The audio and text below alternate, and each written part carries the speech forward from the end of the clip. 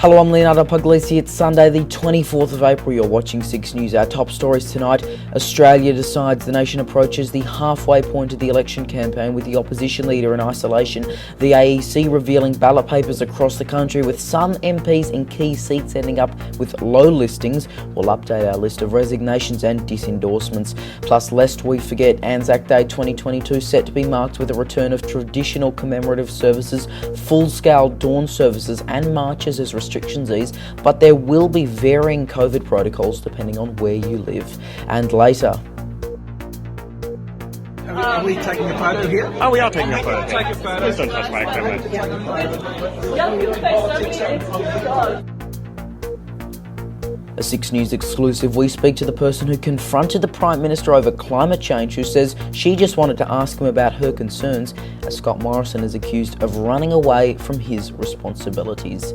Good evening. Week 2 of the federal election campaign has now wrapped up, with opposition leader Anthony Albanese currently isolating after testing positive for COVID-19. Labor will now be relying on its senior MPs and senators to campaign on the ground for the next few days, including with its candidates who have now been officially confirmed by the Australian Electoral Commission. Sitting MPs in a number of key seats have across the country ended up with low listings on the ballot, including the Liberal member for Goldstein, Tim Wilson, and the Treasurer, Josh Frydenberg. And analysts say that may be important because a donkey vote could still have an impact in marginal seats. Political reporter Roman McKinnon has the details. Week 2 has wrapped up of the federal election campaign, with both leaders going head-to-head during the week. It was a highly anticipated week, with both leaders scraping out of week 1 with major gaffes.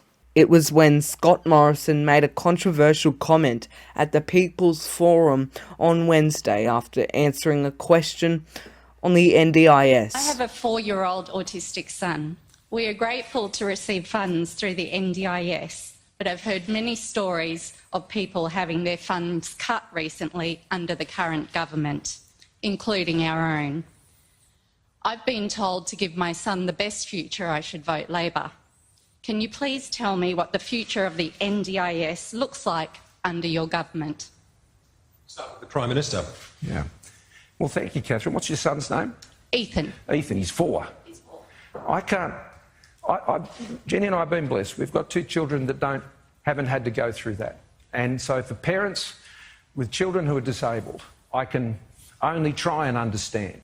Many disabled Australians took to social media to voice their disapproval of Mr. Morrison's comment, including former wheelchair tennis player Dylan Alcott. Woke up this morning feeling very blessed to be disabled. I reckon my parents are pretty happy about it too. Feeling sorry for us and our families doesn't help. Treating us equally and giving us the choice and control over our own lives does. And Labor's candidate for Peter Dutton's seat of Dixon, Ailey France, who is an amputee. I am blessed to be disabled. Disabled people know this response all too well. It's pity. It's, I'm grateful, I'm not you. And it's awful, and we encounter this attitude daily. It eats away at our confidence and self-worth. We should call it out. This is not acceptable, PM. Anthony Albanese had a strong first half of week 2 before contracting COVID. In a statement, he said he's feeling fine, with frontbenchers now forced to take over his campaign. WA Premier Mark McGowan has also revealed that one of his children are seriously ill in hospital following COVID-19 complications. Scott Morrison has travelled to opposite sides of the country, visiting WA, Queensland and the New South Wales Central Coast, all in the past week. The ballot paper drawings have resulted in some interesting spots for some sitting MPs. In Josh Frydenberg's electorate of Kooyong, he was 7th of the ballot out of a possible 11 spots, with independent challenger Monique Ryan at the very top. Below the Treasurer in 8th spot was Labor's Peter Lynch, and David Connolly from the Australian Values Party was at the very bottom. In the New South Wales seat of Wentworth, independent Allegra Spender was placed 2 spots ahead of sitting MP Dave Sharma, and in a situation that may cause some confusion, the Liberal Democrats candidate was in between them. Independent MP Zali Steggall claimed second position in her seat of Warringah, with controversial Liberal candidate Catherine Deves down at number 5. Analysts say that while a donkey vote, where people number the ballot in consecutive order from top to bottom, may not have a large impact, it could come into play in minor seats. Roman McKinnon, 6 News. And even with candidates confirmed, we are still seeing new disendorsements and resignations. Chris Green, the LNP candidate for the Queensland seat of Oxley, has resigned for unknown reasons just days before his campaign was due to be launched, set to be replaced by Kyle McMillan. Meanwhile, the Living Room presenter Barry Dubois pulled out of his New South Wales Senate run as part of Team Baz, citing health reasons and family commitments. And also, interestingly, the Nationals will not be running a candidate in the WA seat of O'Connor because the party's nominated candidate was ruled ineligible on constitutional grounds, not Section 44 though. Tony Crook, the former O'Connor MP, didn't actually name the candidate when speaking to the ABC. Now, we can still see the disendorsements at this stage in the campaign. The Guardian says a candidate can still run, their name will still appear on the ballot, and if they win, they can enter Parliament. Now, if you want a good example of this, look at Pauline Hanson in 1996. She was disendorsed by the Liberals and went on to win the aforementioned seat of Oxley. Of course, for dedicated unbiased coverage of the federal election, head to our website. We've got a dedicated page set up. That website is, of course, 6newsau.com. We will be live on election night, May 21, Saturday, with coverage as well.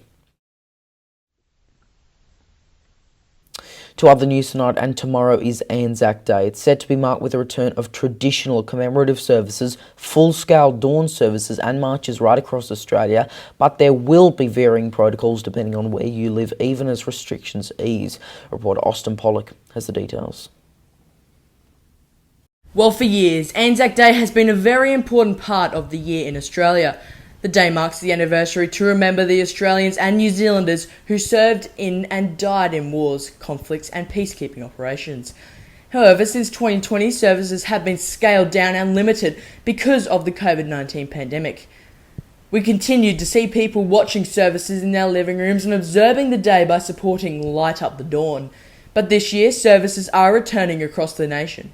For the first time since 2019, large crowds will be allowed at the dawn service in Canberra, led by Governor-General David Hurley.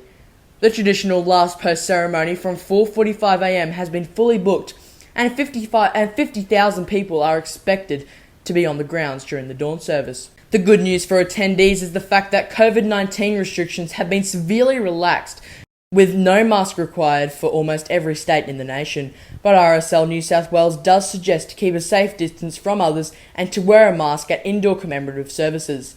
Like the dawn service, annual parades and marches have also been affected by COVID, with limited people being able to attend. But the good news is they're back on too, with services kicking off across the nation from around 8 to 10 o'clock local time, depending on which city you're in. But WA may be an outlier though in some regards. People in Perth are only allowed to attend the dawn service if they have received an invite, and for the parade there will be level 1 restrictions, which includes physical distancing with a proof of COVID-19 vaccination and COVID safety officers to help with enforcement. And in some councils in the country, their commemorations have been cancelled altogether due to the rise in COVID-19 case numbers and to protect at-risk people, including veterans.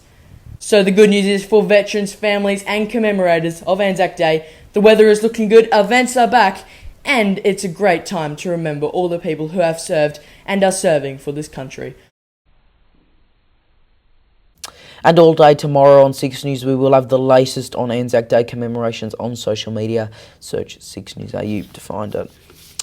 Queensland will relax quarantine rules for household COVID contacts and scrap them completely for unvaccinated international arrivals from mid-next week. Household contacts will not be required to quarantine at home for 7 days, but will be required to provide a negative RAT every 2 days, wear a mask indoors and wear them outdoors if they cannot socially distance. They're also advised to work from home whenever feasible and avoid high-risk environments like hospitals and aged care facilities. The changes are set to bring the state closer in line with the rules in New South Wales and Victoria. The changes will come into effect at 6 p.m. on Thursday. Overseas Russian officials have reportedly said that they want full control of the entire south of Ukraine, including a number of Black Sea ports. The country's defence ministry has claimed it targeted and hit a total of 58 military targets in Ukraine, with President Volodymyr Zelensky saying the country requires hundreds of billions of dollars to rebuild and recover from the war, which is still ongoing. Moscow is tonight facing more accusations of war crimes and mass graves as Vladimir Putin claims victory in the city of Mariupol. Streaming service CNN Plus will shut down just 1 month after it launched. Hundreds of millions of dollars were poured into it and big-name talents were poached from other networks, but it will now end just on April 30, following reports of it severely underperforming, especially in terms of its subscriber numbers. CNN itself reports that all CNN Plus employees will continue to be paid and receive benefits for the next 90 days, while some programs may move to the regular network. The company says CNN Plus customers will receive prorated refunds of subscription fees. Back home, the Prime Minister has been confronted by a second person on video, this time by a campaigner at the Tomorrow movement. Zelenskyy has told 6 News that she just wanted to ask him about her concerns regarding climate change, as Scott Morrison is accused of running away from his responsibilities. Reporter Lincoln Holmes has this 6 News exclusive. The election campaign may have only been running for 2 weeks, but the Prime Minister has so far faced 2 confrontations from young people, both of which have been caught on camera. Only last week, a young Labor supporter called the Prime Minister Scott Morrison a disgrace at an event in New South Wales. Mate, I'm sorry, this is a private event. Oh, well, sorry about that. Yeah, this is the media. I'm hosting some drinks for the media event. I just want to ask a question. Sorry, what's going on? And just days later, a campaigner from Tomorrow movement attempted to speak with him about climate change. Every year the climate crisis is Okay, are we taking a photo here? Oh, we are taking a photo. Take a photo. Please don't touch my equipment. But the PM walked away. Prime Minister, I'd like to not be here on Good Friday, but we're facing a climate crisis. That person is Zelenskyy, who has now spoken exclusively to 6 News to explain why she did what she did. And I just wanted to go up to him and ask him a question about, what are his plans for the future and for climate change? And like, as a young person and as a person who campaigns with a lot of young people, really concerned about a lot of issues that it seems like the government doesn't have a lot of answers for us on. So I just wanted to ask him and share a bit of my own story about like what I was concerned about personally, and see if he would respond. Kai told us while she believes Labor's climate policy is better than the government's, it is still not ideal. Neither major party has a climate policy that matches the scale of the climate crisis. And I'd say that Labor's is probably marginally better, but, you're really comparing 2 very poor policies that won't do enough. For other young people who are thinking of confronting the Prime Minister if they had the chance. I think that young people should try and get their voice heard, I think we're one of the demographics who both the major parties don't seem to care a lot about. And the more that we can be a little bit annoying and make sure that our voices are heard, I think the better. Lincoln Holmes, 6 News. And of course, we want to hear your thoughts on this. Let us know your thoughts using that hashtag 6newsau or email your feedback to contact@6newsau.com. And now is Ivan Amelli with a look at what's coming up later tonight on WAMN News. Thanks, Leo. Tonight on WAMN News, the discussion on whether Western Australia back calls for free, high-quality masks. Perth Lord Mayor Basil Zamplis has a different view. A WAMN News exclusive. Frustration surfaced during the election battle as major parties slammed for leaving the Chinese community out of campaign promises. Scott Morrison's blitz for Western Australia and Albor gets COVID. Peter Kennedy's take on week 2 of the election campaign. The Pharmacy Guild discusses the importance of COVID vaccination and flu shots, and later, Dr. Andrew Miller's comment. Join us tonight on the WMN News Facebook page and YouTube channel. Alright, thanks both Arvin and Melly there. Now tomorrow's weather forecast right across the country. Brisbane partly cloudy, 23 degrees. A chance of showers, 20 in Sydney. Starting the day, just 9 in the nation's capital Canberra, getting to a top of 19 later in the day. 21 in Melbourne. Hobart partly cloudy, 16. Heavy clouds, 23 in Adelaide. Rain, 23 in Alice Springs. Also rain in Perth, getting to 26 there. And in Darwin, a warm top of 32.